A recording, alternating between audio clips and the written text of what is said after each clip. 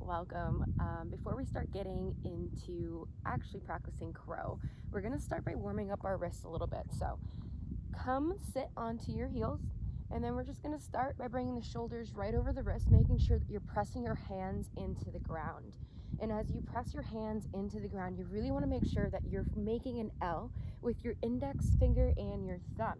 Pressing that L into the ground and then spreading all the rest of your fingers and squeezing the ground tight as if you're squeezing a ball. You want to make sure all four corners of your fingers, or of your hands rather, are really pressed into the ground. And as you do this, you're really going to work on engaging your forearm. And if you engage your forearms, bug crawling on me.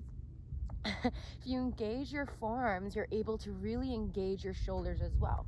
While we're here, do your best not to really sink into the shoulders, but rather push the ground away. Keep the hands strong, forearms strong, shoulders strong. And we're just going to start by rocking side to side. Nothing too crazy, just working on our wrist flexibility today, warming up the joints. And the more comfortable you become, you can start moving around in a circle, going clockwise first, 3 times. Moving slow with intention, no rush here. And then move 3 times in the opposite direction. Good. Now, anytime you move into crow or practice, or actually anytime before you are going to practice yoga, you should always warm up the wrists, even for downward dog. Really good habit to get into. Now we're going to meet again, tabletop position. And then while you're here, just practice switching the fingers to face the outsides of your mat so that your wrists are facing inward. And from here again, squeezing the ground and just moving side to side, moving slow. Noticing your own wrist flexibility here, not taking it further than your wrist can take, or can handle, sorry. And just moving slow. Continue here for as long as you need. Whenever you're ready, sit back on the heels and give the wrists a good shake out. Moving side to side first, and then back and forth. Good, and then facing the fingers in towards your body, the wrist will face towards the top of your mat, and just gently begin to sit back towards your heels, and then rock forward.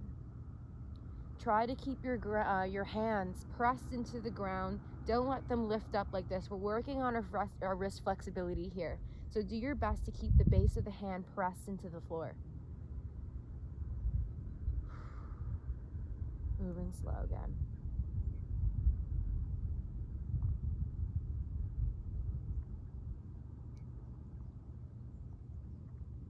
Beautiful. Shake out the wrist.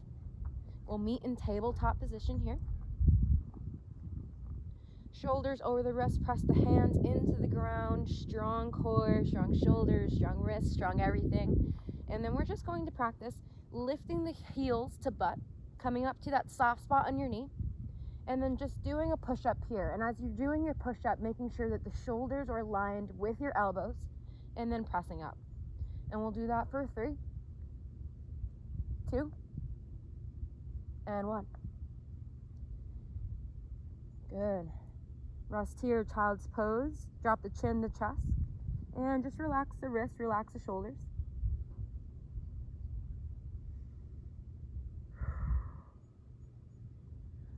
And then whenever you're ready, we'll meet in a yogi squat. So bringing your heels or your feet mat width apart, making sure that the toes are pointed outward. And then we'll bring the hands at center, using the elbows to press against the insides of our knees. While we're here, making sure that your ears are not close to your shoulders. You really want to press the shoulders back, find length in the spine. Use your hands to press your knees away. Engage the core, engage the glutes here. From here, this is going to be your stance for crow. This is comfortable for you.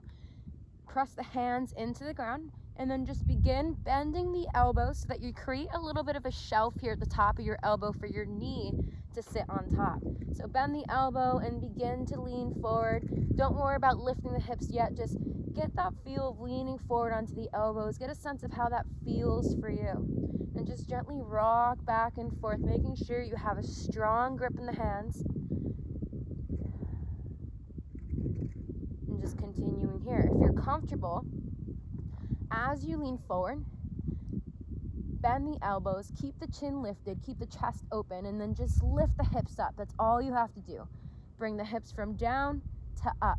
As you do so, making sure you're creating that shelf on top of your elbow. Leaning forward, lift the hips up. Your knees should sit directly on top of your elbows here. And if you're comfortable, begin leaning forward even more. You'll come up onto your toes just a little bit. And as you lean forward, instead of leaning down like this, lift the hips up, lean forward across a lateral plane. Find that comfortable spot on top of your knees. The more comfortable you become, you can start lifting one toe at a time, and then the other, and then practice lifting both toes. So eventually, with enough practice, or maybe you're already there, it'll get to the point where you can kind of just float up. So many bugs, sorry. You can kind of just float up here and hold it for as long as you can, bringing the heels to butt here and coming back down whenever you need to.